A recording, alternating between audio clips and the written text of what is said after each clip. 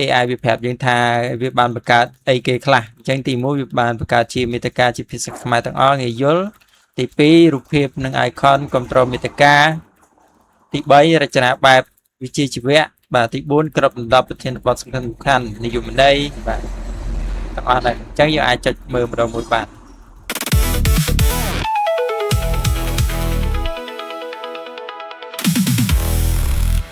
បាទជំរាបសួរពុកម៉ែបងប្អូនទាំងអស់គ្នាព្រមទាំងសិស្សានុសិស្សទាំងអស់គ្នាសពបងប្អូនបាទហើយក៏ជំរាបសួរដល់លោកគ្រូអ្នកគ្រូទាំងអស់គ្នាព្រមទាំងលោកនាយកនាយិកាទាំងអស់គ្នាបាទដែលបានទស្សនានៅវីដេអូនេះក៏ជាបទពិសោធន៍និងការចែករំលែកមួយរបស់ខ្ញុំនៅក្នុងការប្រើប្រាស់ Canva ដើម្បីបង្កើតបាទ presentation បានន័យថារៀបចំបទបង្ហាញអញ្ចឹងវិធីរៀបចំបទបង្ហាញងាយយើងមិនចាំបាច់ទៅប្រើប្រាស់ Microsoft Office ធ្វើដោយដៃផ្ទាល់វាយូរអញ្ចឹងណាអញ្ចឹងលោកគ្រូអ្នកគ្រូឬក៏សិស្សានុសិស្សទាំងអស់គ្នាអាចប្រើប្រាស់កម្មវិធី Canva ដែលជា website design មួយ free ទេយើងប្រើ free ក៏បានប្រើជាបងប្រចាំខែក៏បានដែរណាបាទអញ្ចឹងបាទបងប្រចាំខែនិង free វាខុសគ្នាដូចម្ដេចអញ្ចឹងសម្រាប់អ្នកដែលបងប្រចាំខែឧទាហរណ៍ថាក្នុងខែគាត់ចាយតាមពិតអានេះខ្ញុំបងជាឆ្នាំជាមួយឆ្នាំនេះខ្ញុំចាយអស់$5តែ$5ទេយើងប្រើបាត់ឆ្នាំហើយយើងប្រើ premium បានទាំងអស់អញ្ចឹងproject ណាដែលជា premium យើងអាចប្រើជឿទៅប្រើបានដោយសេរីអញ្ចឹងណាបាទអញ្ចឹងយើងអាចប្រើមុខងារផ្សេងដែលគេដាក់គិតតម្លៃគឺយើងអាចប្រើបានអញ្ចឹងចំពោះអ្នកដែលប្រើ account free បានន័យថាវាមានកំណត់អញ្ចឹងប្រើបានតែមួយចំនួនទេមួយចំនួនទៀតដែលគេដាក់ premium ហើយបងប្រាក់ហ្នឹងគឺមិនអាចទៅប្រើប្រាស់បានទេបាទអញ្ចឹងកុំឲ្យវិញឆ្ងាយយើងចូលទៅកាន់កម្មវិធី Canva របស់យើងតែម្ដងទៅជាទូទៅ Canva គឺមានមុខងារមួយគឺ presentation នៅនឹងស្រាប់ហើយតែបើសិនជាយើងអត់ចង់បង្កើតនៅក្នុងហ្នឹងទេយើងចង់ឲ្យ AI បង្កើតក៏បានដែរអញ្ចឹងនៅដោយសារនៅ Canva វាបានបញ្ចូលមុខងារថ្មីនៅក្នុង website Canva នេះគឺយើងអាចឆាត AI នៅជាមួយ Canva នឹងតតែម្ដងបាទអញ្ចឹងយើងមើលនៅផ្នែកខាងឆ្វេងនេះមកយើងឃើញ logo សរសេរនេះគឺដាក់ថា Canva AI ចុចទៅលើពាក្យ Canva AI បាទអញ្ចឹងយើងអាចសរសេរជាខ្មែរក៏បានបាទសម្រាប់ដែលលោកគ្រូអ្នកគ្រូសិស្សានុសិស្សទាំងអស់គ្នាដែលអត់សូវចេះជាភាសាអង់គ្លេសអញ្ចឹងយើងអាចសរសេរជាភាសាខ្មែរមកអញ្ចឹងឧទាហរណ៍ថាខ្ញុំចង់បង្កើតជាបទបង្ហាញមួយតកតងនឹងមេរៀនណាមួយអញ្ចឹងណាបាទសរសេរបាទបទបង្ហាញឥឡូវយើងបាច់ដាក់ថាសរសេរទេយើងឲ្យវារៀបចំយើងរៀបចំបទដាក់រៀបដើម្បីយើងមើលឃើញបទបង្ហាញអំពីបាទឥឡូវដោយសារខ្ញុំអត់បានត្រៀមទុកនៅឯកសារយោងឬក៏សម្រាប់ឲ្យ AI វាសរសេរតាមឯកសាររបស់យើងអញ្ចឹងខ្ញុំសូមសរសេរជាប្រធានបទហើយឲ្យ AI ដាក់ប្រធានបទដោយខ្លួនវាតែម្ដងណាអញ្ចឹងយើងអាចមាន2 3ជម្រើសក្នុងហ្នឹងបាទរៀបចំបទបង្ហាញអំពីបាទរៀបចំបទបង្ហាញអំពីការសិក្សាអំពី ICT ឧទាហរណ៍អញ្ចឹងណាបាទយ៉ាងច្រើនបំផុតអញ្ចឹងយើងកំណត់ចំនួន slide ទៅយ៉ាងច្រើនយើងកំណត់បានបើយើងចង់បានយ៉ាងច្រើនត្រឹម15 slide យើងដាក់វាសរសេរបង្កើតត្រឹម15 slide មកតែបើយើងអត់កំណត់ទេវាអាចបង្កើតខ្លួនវាត្រឹម ប្រមាណចឹងណាច្រើនបំផុត15 slide ចុះបាទខាត់ទៅហើយយើងចង់បញ្ជាក់លម្អិតអីទៀតក៏បានបាទបញ្ចូលនៅរូបភាពនិង icon បានន័យថារូបតំណាង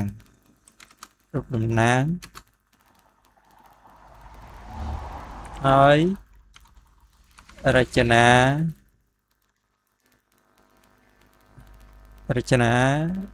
យ៉ាងល្អនិងមានវិជ្ជាជីវៈយ៉ាងល្អបែបវិជ្ជាជីវៈបាទបែបមានវិជ្ជាជីវៈបែបវិជ្ជាជីវៈបានន័យថាយើងត្រូវរៀបចំ slide ហ្នឹងឲ្យវាស្អាតមើលទៅ clean ល្អមើលទៅមិនញ៉ៃញ៉ៃដូច slide ធម្មតាចឹងយើងដាក់បញ្ជាក់យ៉ាងទៅដើម្បីឲ្យ AI វាធ្វើមកស្អាតតែម្ដងបាទចឹងចុច enter ទៅហើយយើងរងចាំចឹងពេលហ្នឹង AI វាកំពុងតែគិតហើយនឹងរៀបចំឲ្យយើងបាទនេះ ICT Information and Communication Technology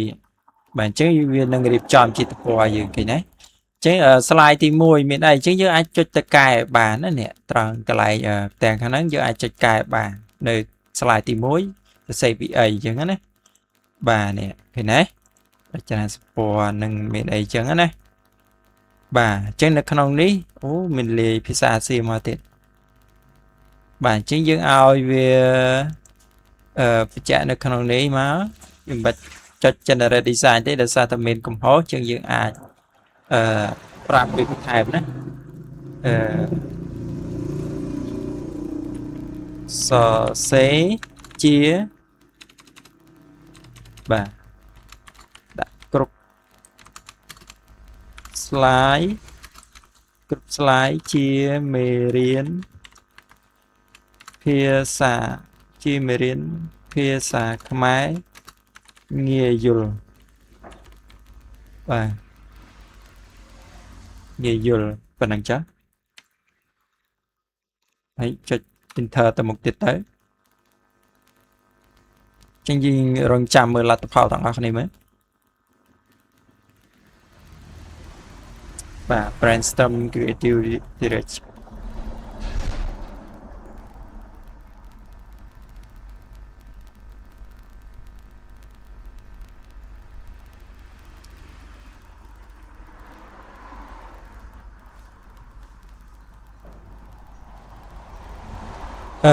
បាទនៅក្នុងឱកាសនេះផងដែរខ្ញុំសូមជម្រាបដល់បងប្អូនដែលជាសិស្សានុសិស្សទាំងអស់ដែលកំពុងតែត្រៀមនឹងរៀនបាទកំពុងតែចូលរៀនបញ្ញាបត្របាទធ្វើការ laptop សម្រាប់យកទៅធ្វើការងាររដ្ឋបាលធ្វើឯកសារសាលារៀនឬក៏ត្រូវការ monitor មួយទឹកស្អាតតម្លៃធូរថ្លៃអាចអញ្ជើញមកទីតាំងខ្ញុំតបាននៅចិត្តសាលារៀនក្ដុលនៅភូមិក្ដុលនឹងឯងណាគុំទលូងស្រុកមីមុតខេត្តត្បូងឃ្មុំបាទឬក៏អាចឆាតតាម Telegram តាមរយៈលេខទូរស័ព្ទ088 62609ឬក៏តាមដំណ link Telegram ខាងក្រោមវីដេអូនេះបាទអញ្ចឹងAI វាបាទធ្វើឲ្យហើយនេះបាទតម្រងនេះយើងអាចចុចមើលបាននេះ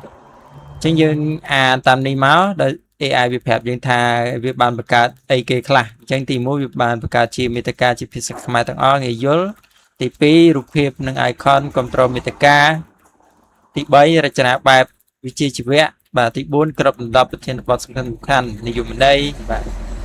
ទាំងអស់ហ្នឹងអញ្ចឹងយើងអាចចុចមើលម្ដងមួយបាទ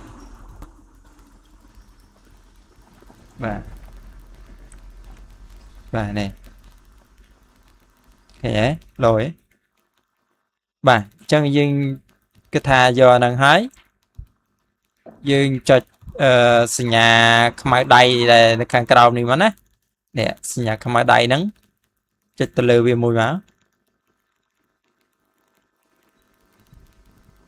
bà nè cái này cho một can slide cầm thì Canva năng sẽ chẳng vì toàn animation ấy sát ba tới những ai lên cho na design ấy nó không能បានមួយសាទណាចឹងយើងចុចទៅលើ slide ទី1នេះយើងមើលទៅកន្លែង animation នេះចុចទៅលើ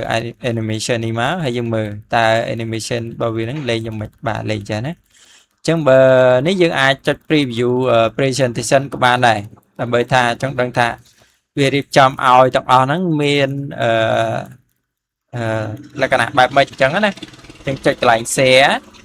បាទបន្ត share នេះមកបន្តមកទៀតចុចកន្លែងបាទ present ចុច present មកហើយចុច full screen មើលបា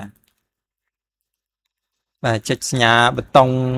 ព្រួយនេះមកលើម៉ៅយើងហ្នឹងក៏បានចុចលើ keyboard ក៏បានដែរបាទឃើញអីមាន load មានអី load ដែរតើ load animation មកបាទចលនាមួយ slide គេហៅថា transition របស់វាណាបាទទាំងនិយមន័យទាំងអីនេះណាមកទាំងអស់នេះ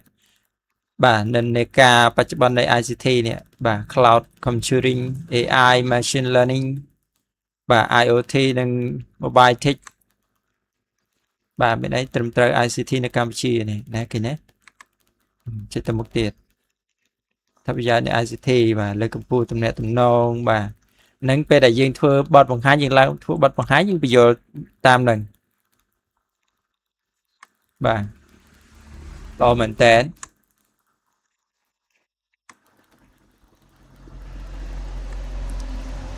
បាទចុចទៅគ្រប់5-10 slide អូខេអស់លេងហើយចឹងនៅត្រង់កញ្ចុងកតុយនេះយើងអាចកែដាក់ព័ត៌មានរបស់យើងមកឬក៏មិនបាច់ដាក់ក៏បានដែរអាស្រ័យលើយើងអ្នក design បន្តទេណាចឹងបើយើងត្រូវការ download អានឹងទុកផ្ញើទៅឲ្យមិត្តភ័ក្ដិយើងជួយកែតម្រូវបន្ថែមអញ្ចឹងយើងចុចកន្លែង share នឹងដដែលបន្តមកទៀតចុច download បាទ download ត្រង់កន្លែងនេះយើងត្រូវរើសណា file ប្រភេទ file អញ្ចឹងបើសិនជាវា load PDF បានន័យថាអានឹង file ហ្នឹង PDF ប្រភេទ file ងាប់មិនអាចកែបានទេគាត់តែមើលជាលក្ខណៈដូចរូបភាពអញ្ចឹងណាអញ្ចឹងចុចដូរកន្លែងហ្នឹងយកពាក្យថា PPTX យកកន្លែងហ្នឹងទៅយើងអាចកែជាមួយនឹងកម្មវិធី Microsoft PowerPoint បាន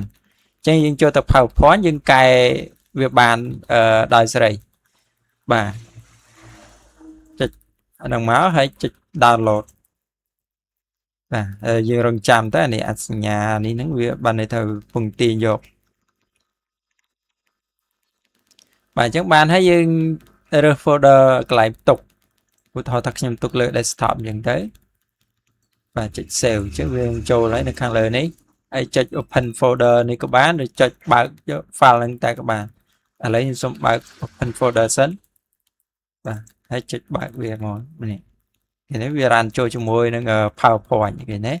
ប៉ុន្តែដោយសារតែ font នៅក្នុង PowerPoint ជាមួយនឹង Canva វាអត់សូវស៊ីសម្បាក់គ្នាទេអញ្ចឹង font វាអាចនឹងរេអញ្ចឹងយើងចុចដូរ font ទៅប៉ុន្តែយើងបាច់ដូរមួយនាំយូរឯណាយើងអាចចុចControl A មកចុចលើនឹងចោល Control A ចុចទៅកន្លែង font នេះដូរ font មកបាទឧទាហរណ៍ font នេះ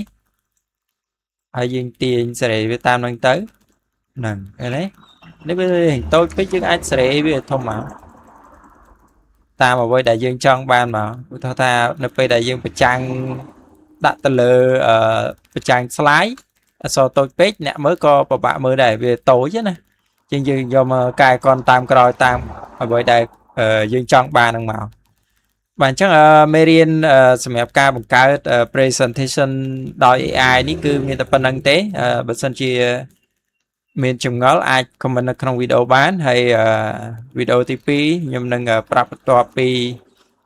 ការដាក់ reference ចូលឲ្យ AI សរសេរទៅតាមមេរៀនដែលយើងចង់បានហ្នឹងហើយអរគុណច្រើនលោកគ្រូអ្នកគ្រូទាំងអស់គ្នាសម្រាប់ការតាមដានវីដេអូមួយនេះហើយក៏អរគុណដល់សិស្សានុសិស្សដែលបាទបានទស្សនានៅវីដេអូមួយនេះផងដែរបាទអរគុណច្រើនជំរាបលាទាំងអស់គ្នា